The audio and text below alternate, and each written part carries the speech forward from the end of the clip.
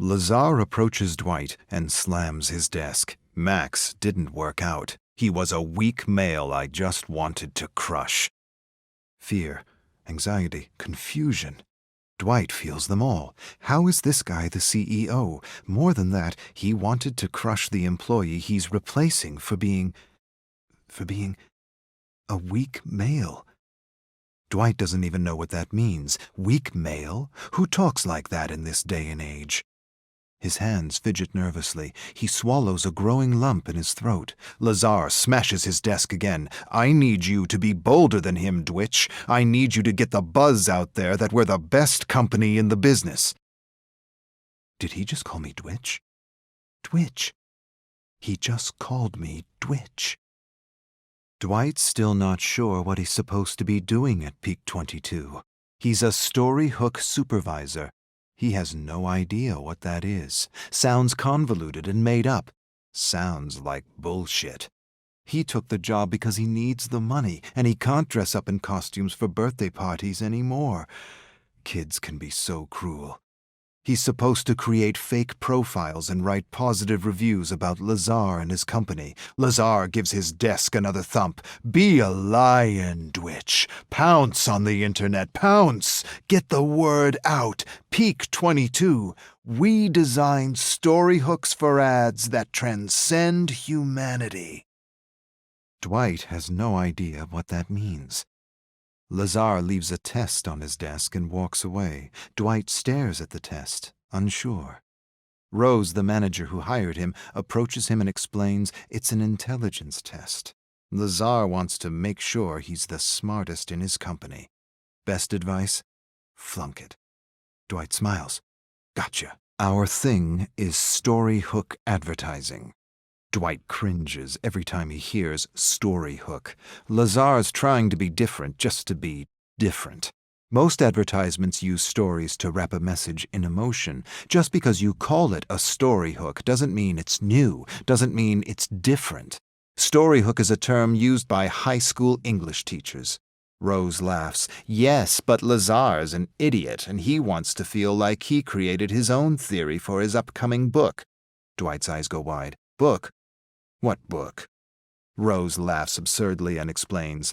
An autobiographic book, a guaranteed bestseller highlighting Lazar's new theory on creativity. But Lazar hasn't done anything yet. It's all smoke and mirrors. Rose laughs and corrects him. He's done one thing really well. He's burned through millions. Rose changes the subject and tells Dwight he needs to meet Lazar's ghostwriter for an interview. Make sure to shower praises about our naked emperor for his autobiography. Dwight approaches Rose. She isn't her usual jolly self. Dry tears line her cheek and her eyes are swollen.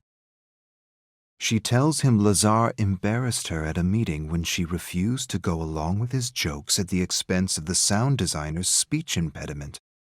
He humiliated her for not going along with his stuttering impression. Rose sighs and advises Dwight to record all meetings with the Naked Emperor, not just for legal reasons, but for the yearly roast. Dwight raises his eyebrows curiously. Yearly roast? What yearly roast? She tells him about a yearly gathering of ex-employees who get together to laugh at Lazar's stupidities. Dwight tilts his head. He's really confused. In his mind, Peak 22 just opened its doors. How long has Peak 22 existed?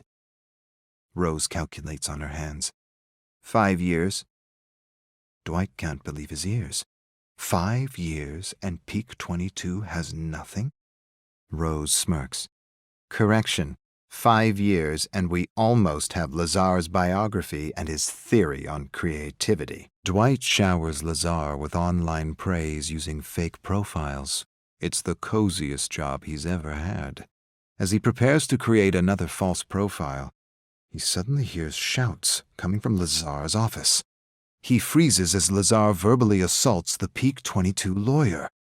The lawyer is telling him Storyhook can't be registered. It's a concept in many high school textbooks. Lazar fires the lawyer on the spot. The lawyer promises he'll sue. Lazar doesn't care. He'll settle. He always settles. It isn't his money. And Dwight's heard he's got his benefactors eating out of the palm of his hands. He's already settled dozens of wrongful dismissals.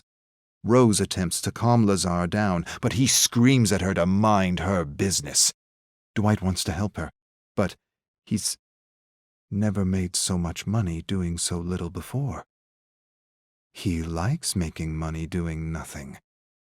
But his hands are fidgeting, and his palms are getting damp and clammy. Hearing Lazar verbally abuse Rose is difficult to bear. He imagines all kinds of scenarios where he leaps from his desk to help her. Nervousness fills his bladder, and he leaps from his chair and rushes to the bathroom. The Brilliant Mind, Inc. Lazar announces the title of his autobiography to the entire office. It feels like a joke, a bad joke, but it's not, and the studio is trying not to laugh at the naked emperor. Lazar hasn't done anything in the 5 years since he convinced a bunch of millionaires in his Storyhook revolution. He doesn't even have one successful advertising campaign. They had a few clients in the beginning, but Lazar wanted to write and direct the commercials himself and made a mess of everything. Dwight suppresses a laugh. Rose claps when Lazar concludes his presentation. Amazing, paradigm-changing. How gracious of you to share the secrets of your success with the world. Everyone gets her sarcasm except Lazar. That's the thing about narcissists. They believe their own press release. Lazar turns his attention to Dwight. Dwitch, what do you think? Dwight suddenly feels the blood drain from his face. He echoes Rose. Amazing, paradigm-changing. How gracious of you to share the secrets of your success with the world. Lazar smiles. It's not about ego, Dwitch. It's about community and selflessness. Lazar screams at Rose because she can't find a publisher for The Brilliant Mind, Inc. Peak 22 has done nothing, and creating campaigns with a Storyhook isn't really paradigm-changing. The publishers think he's an idiot. Why is he saying Storyhook when he means story? Ads with a story with a Storyhook? Rose calms Lazar down. She suggests that they should self-publish. The idea silences Lazar. You're right. You're absolutely right. The publishing world isn't ready for my visionary ideas. Dwight sighs and finds it harder and harder to listen to his bullshit. Peak 22 is going nowhere fast. The company is having a hard time finding clients and recruiting with all the rumors of abuse. Lazar announces he has a solution for recruitment. He'll write a Storyhook recruitment campaign to attract the best employees. Hundreds will apply. Thousands. Dwight doesn't understand. For what? Dwight still isn't sure if Peak 22 does anything other than enable a narcissist to do whatever he wants to whomever he wants. Lazar is spreading rumors about Rose.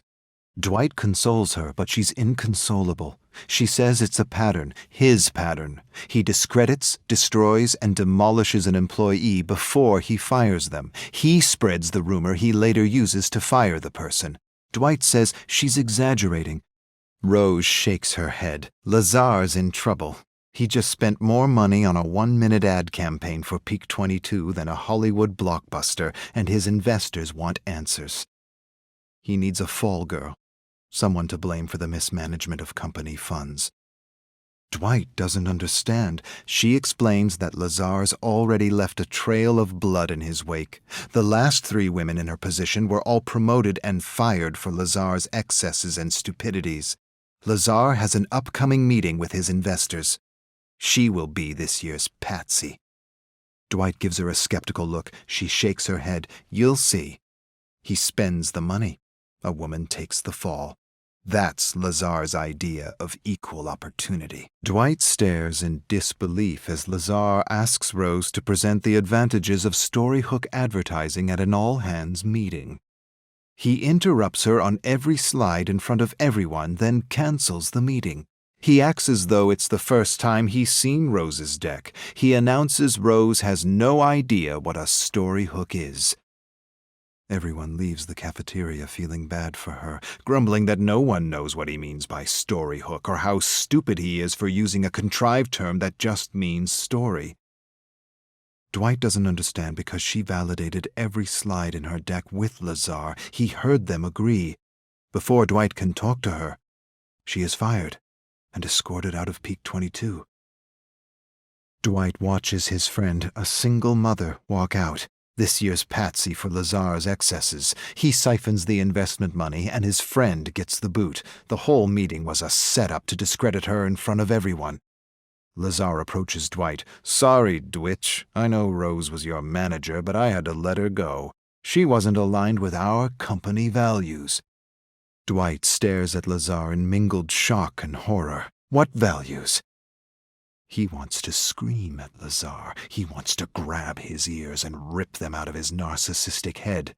Instead, he nods and silently prays there is justice in the world. Dwight listens in disbelief to stories of Lazar, real-life horror stories, stories that defy reason for this day and age. It's a yearly ritual for those who have had the misfortune to work with Lazar. They've all gathered to watch the leaked Peak 22 recruitment video. Dozens of people, each wearing a white Peak 22 t-shirt with a ridiculous Lazar quote they scribbled on with marker. One of them worked with Lazar at a production company where he tried to produce a terrible web series he wrote. It's about an alien computer that takes over the world and controls its inhabitants with a matrix that simulates reality. No one told him he just pitched the premise of a major blockbuster film. She imitates Lazar selling his web series. It's different. It's unique. It's not horror. It's not sci-fi. It's terror. Sheer terror. It's a new genre. It's simulated terror. Lazar believed he had created the next big genre like cosmic horror. The writer shows a book written by Lazar, Simulated Terror, Guidelines for Writers in His New Genre. They all burst out laughing. Dwight laughs so hard it hurts. Who says story hook when they mean story, or simulated terror when they mean sci-fi? The stories of the Naked Emperor continue throughout the night, and Dwight is convinced there is no justice. Peak 22's ex-story hook supervisor talks about how Lazar called him a weak male for not wanting to cyberbully a blogger for using the term story hook. He tells them about a harmless drug that makes people laugh absurdly at every little sound. He says if he was still working at Peak 22, he'd give Lazar a little taste of his own medicine. Others agree. That would be hilarious. Dwight likes the idea, likes it a lot. It might be that justice works in mysterious ways. He approaches Max. Tell me more about this harmless drug. Max hands Dwight a mix of his laughing drug. It will make him giggle and laugh so much he'll piss his pants. Pour it in his coffee right before his meeting, and you'll have a story hook unlike any other for next year's roast. Dwight smiles. He feels his heart pounding his chest. Rose will have justice. Everyone will. Dwight will teach this abuser that sometimes the little guy bites back. Inspired, he asks one of his colleagues to distract Lazar while he spikes his coffee. Another colleague listens to the plan and shakes her head skeptically. She isn't sure. She doesn't like this prank and cautions Dwight to think things through. "I've got 2 kids," she says, "and the last thing I want is for the investors to close down shop because he hallucinates or hurts someone." Dwight laughs. "Don't worry.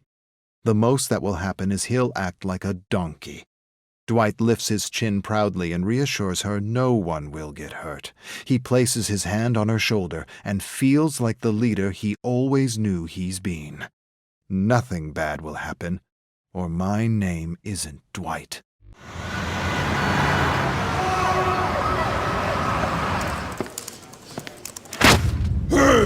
Hey, look!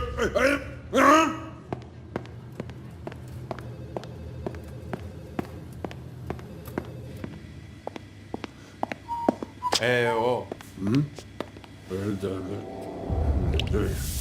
Hey.